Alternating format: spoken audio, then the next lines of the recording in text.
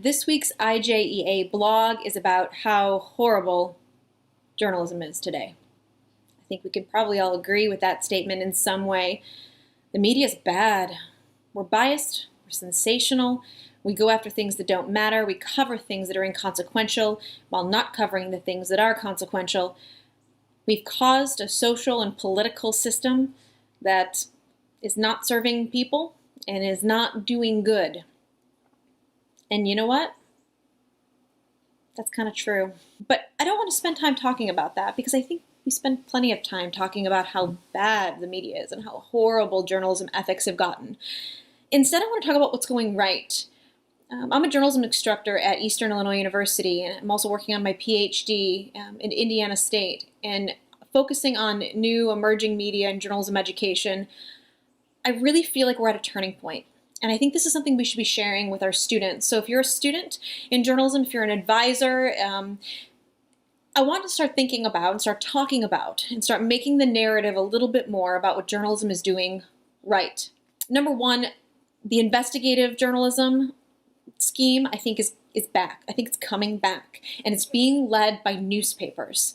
I can't tell you, as a newspaper person from the age of 15, how excited I am about the fact that the New York Times and the Washington Post, all of these places are starting to do true investigative journalism on a large scale again. Now, I hate to say it's because our political candidates require investigative journalism, but still, it's becoming something we're funneling money and time into. We're seeing the validity, and regular people are seeing why it's worth checking into something beyond just the surface level.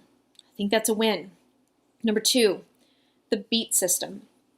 National Public Radio is one of my favorites, and I love that I know that Nina Totenberg and Scott Horsley work a beat, and they work it tirelessly. And that beat system mentality, I feel like, is coming back into journalism as well. Instead of just putting out some generally suited reporters into whatever story comes up next, I feel like we're starting to really have people follow stories and tell them in multiple ways and using multiple techniques and pulling a narrative through longer than just that first story. Excited about that trend. Number three, fact-checking. Again, we're not thrilled why it's become a big deal. Those live annotations, the New York Times commentators, while the debate is going, they've got a room full of people that are fact-checking and pulling up information. And people are using lots of different types of emerging media to make this not only useful, but attractive to your typical American who maybe wasn't interested in fact-checking, but now it's in a format that's kind of interesting. It has a lot of social media feel to it, and people feel natural with that. I think it's a really good move forward. And fourth, good old-fashioned reporting. I love that transmedia has become a thing, that people are using lots of different platforms to tell stories in lots of different ways. But I think it's the depth that I'm encouraged by, that we're telling stories in series. We're telling stories from multiple perspectives. We are not getting 2 or 3 sources and leaving it behind. We're starting to go back at anniversaries more often. We're starting to follow it more specifically. And in this depth of reporting, I think one of the other encouraging things is collaboration. I think we're seeing lots of news organizations working together, sifting through data on assignments like the Panama Papers, the Marshall Project. And I think we're seeing a new sense of urgency to do it well, to do it thoroughly, and to do it right. The other place I see this, by the way, is in J schools, college programs, and high school programs, on yearbook staffs all over Illinois, as we meet with teachers and advisors, and they are doing the good work every day, sometimes much better, much more ethically, much more thoroughly than we see some of the professionals doing it. And that's why journalism education is so vital. It's so important.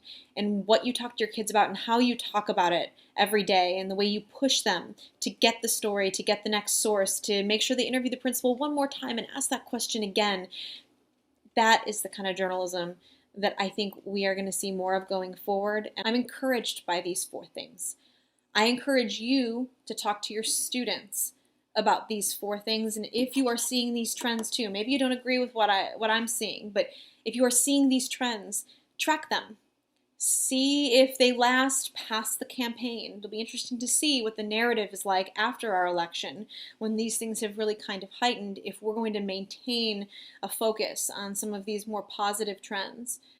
My hope every day is that young people, whether they're majoring in journalism or not, see the vitality and the importance of good, ethical, purposeful journalism, and that the very foundations of our democracy depend on it. So it's easy to criticize. It's really, really easy to criticize right now. And I think it's probably more comfortable culturally than I would like it to be. What I'd like us to start focusing on as an organization, as advisors, as students, as journalism majors, is what's going right, and how can we get on that bandwagon instead and try to push forward some of these things that perhaps we've hit bottom, but now we're going to start coming up. Thanks for joining us this week, and I'd love to hear any comments. Keep up the great work that is journalism.